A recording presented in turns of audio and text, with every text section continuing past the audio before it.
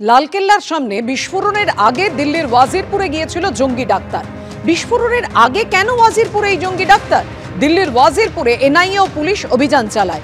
এই ওয়াজিরপুর শিল্পাঞ্চলে কার সঙ্গে দেখা করতে গিয়েছিল উমার? সিসি ক্যামেরার ফুটেজ খতিয়ে দেখছেন তদন্তকারীরা। দিল্লিতে বিস্ফোরণের আগে দেখা যাচ্ছিল এই উমারকে একেবারে চায়ের দোকানে বসে থাকতে। দিল্লির ওয়াজিরপুরে চায়ের দোকানে হানা দেয় এনআইএ ও পুলিশ এবং চায়ের দোকানের মালিককেও তারা জিজ্ঞাসাবাদ করে এবং জিজ্ঞাসাবাদ করে এই তথ্যই তারা জানতে চাইছে যে কি কারণে উমার ওয়াজিরপুরে গিয়েছিল দিল্লি বিস্ফোরণের আগে, কি ছক ছিল উমারের।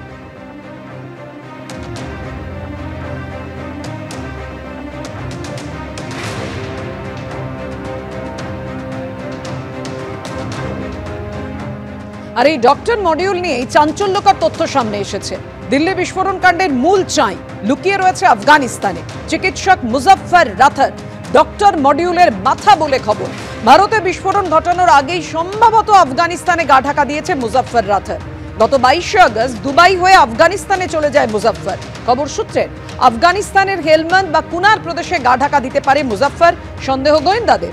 দিল্লিতে হামলার আগে ধৃত আদিলের ভাই মুজফফর আত্মঘাতী জঙ্গি হামলার ট্রেনিং নিতে আগেই আফগানিস্তানে চলে গিয়েছিল, এমনই খবর পাওয়া যাচ্ছে।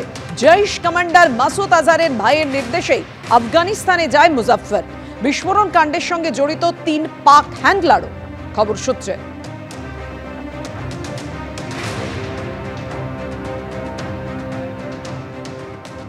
আসছি পরের খবরে।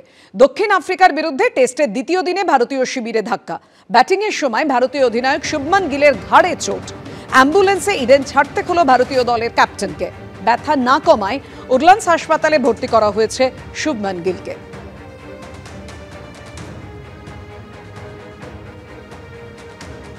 ভারত দক্ষিণ আফ্রিকা ইডেন টেস্টের দ্বিতীয় দিনে ধাক্কা ভারতীয় শিবিরে। ঘাড়ের চোটের জন্য হাসপাতালে ভর্তি হতে হয়েছে ভারতীয় অধিনায়ক শুভমান গিলকে। দ্বিতীয় দিনে হারমানের বলে ঘাড়ে চোট পান শুভমান গিল। ঘাড়ে ব্যথা অনুভব হওয়ায় তাকে নিয়ে আসতে হয় হাসপাতালে। সকাল 10টায় চোট পান শুভমান গিল। তারপর বিকেল 5:30 নাগাদ ইডেন থেকে অ্যাম্বুলেন্সে করে শহরের এক বেসরকারি হাসপাতালে পর্যবেক্ষণের জন্য নিয়ে আসা হয়েছে শুভমান গিলকে। তার এমআরআই করা হয়। পরীক্ষা নিরীক্ষা করার পর তাকে পর্যবেক্ষণে রাখার সিদ্ধান্ত নিয়েছে হাসপাতাল। এদিন রাত্রিবেলা হাসপাতালেই থাকবেন শুভমান গিল।